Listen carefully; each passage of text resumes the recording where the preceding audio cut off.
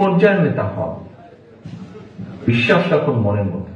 আপনি যে পর্যায়ের নেতা হন সেটি বিষয় নয়, মূল বিষয় হচ্ছে জনগণ আপনার উপর আস্থা রাখে, সেটি 5 জন হোক, 50 জন হোক, 500 হোক, 5000। সহকর্মীবৃন্দ, আজকে আমাদের 31 দফার যে পর্বটি, আজকে কর্মশালা পর্বটি শুরু হয়েছে, এটি কিন্তু সরাসরি তৃণমূলের যারা আমাদের নেতৃবৃন্দ, সহকর্মীবৃন্দ, তাদের সাথে বা তাদেরকে নিয়ে কর্মশালাটি আমাদের শুরু হয়েছে।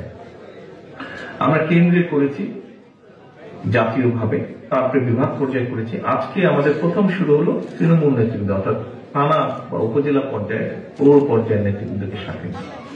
এখন প্রিয় সহকর্মীবৃন্দ, আপনারা সারাদিন এখানে আলোচনা করেছেন প্রতি জেলায়, এবং তারপরে বিকেল বেলায় কিছু কারো কিছু প্রশ্ন ছিল, জানার ছিল, সেগুলো নিয়ে আমরা কম বেশি আলাপ করেছি।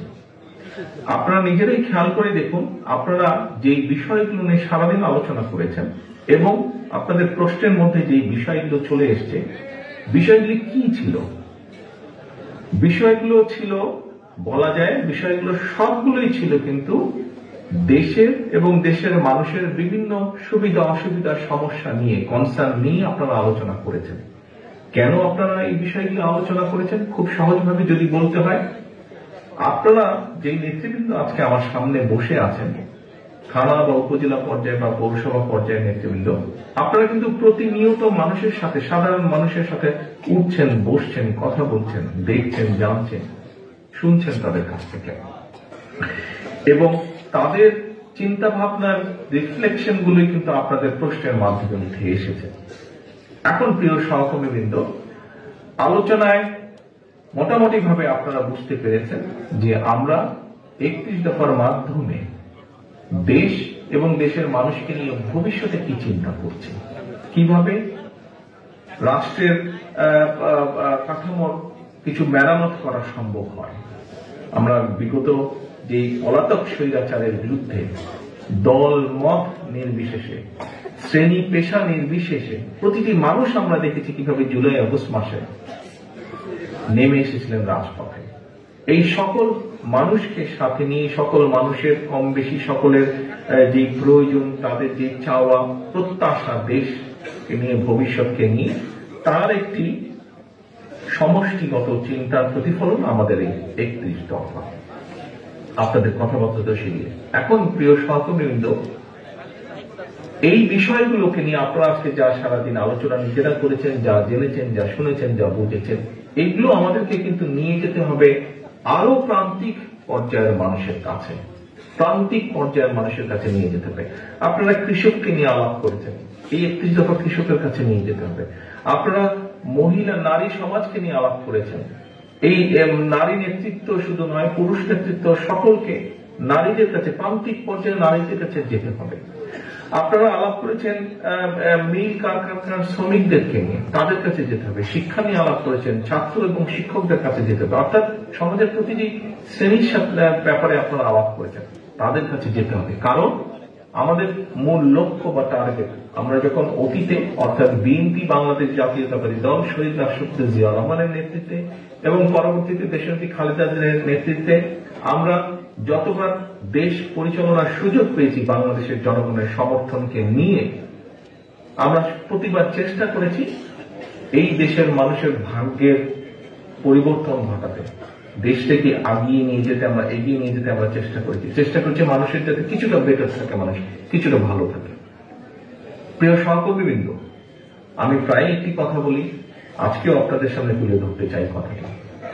আপনাদের সাথে বিভিন্ন সময় বিভিন্ন পর্যায়ে আমার মিটিং হয়েছে বা কথাবার্তা যখন হয়েছে, ভিউজ এক্সচেঞ্জ হয়েছে, আপনারা আপনাদের বক্তব্যের এক পর্যায়ে প্রায় প্রত্যেকটা নেতাকর্মী কিন্তু, সেটি যে বিভাগ পর্যায়ে, জেলা পর্যায়ে, থানা পর্যায়ে, ইউনিয়ন পর্যায়ে, যখনই কথা হয়েছে একটি কথা বলেছেন, বাংলাদেশের মানুষ তাকিয়ে আছে বিএনপির দিকে, বা বিএনপির কাছ থেকে তাদের ভালো বড় কিছু প্রত্যাশা।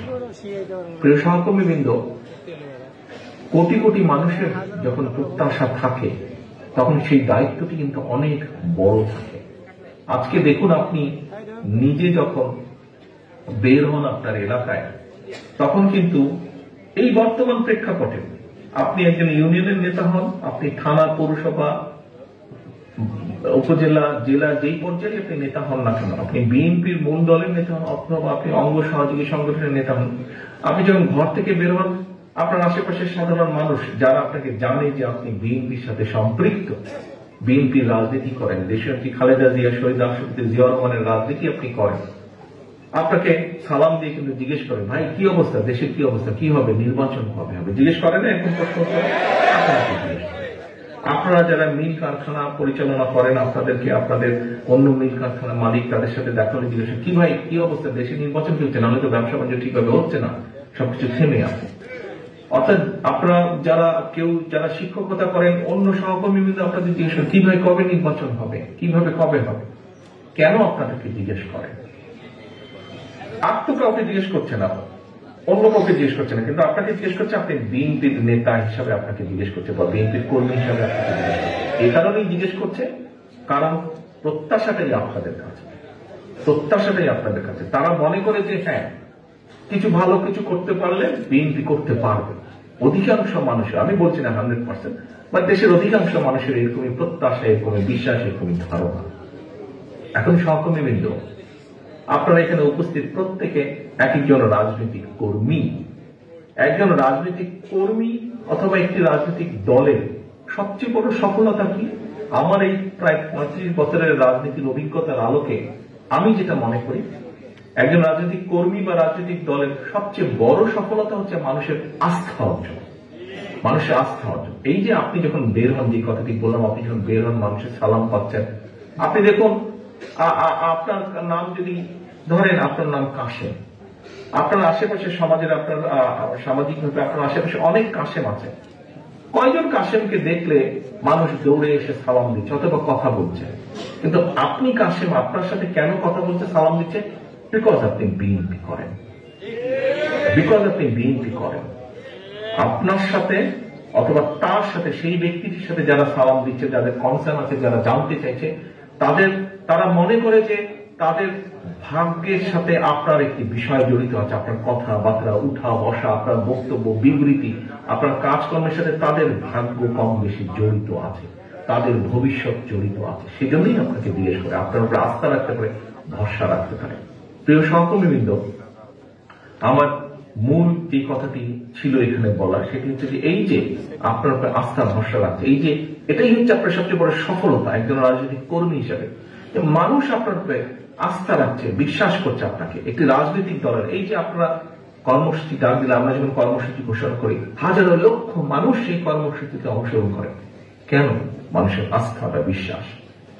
এখন সহকর্মীবৃন্দ, এই বিশ্বাস, আপনি যে পর্যায়ের নেতা হন, বিশ্বাস রাখুন মনের মধ্যে, আপনি যে পর্যায়ের নেতা হন সেটি বিষয় নয়। মূল বিষয় হচ্ছে জনগণ আপনার উপর আস্থা রাখে, সেটি 5 জন হোক, 50 জন হোক, 500 হোক, 5000 হোক।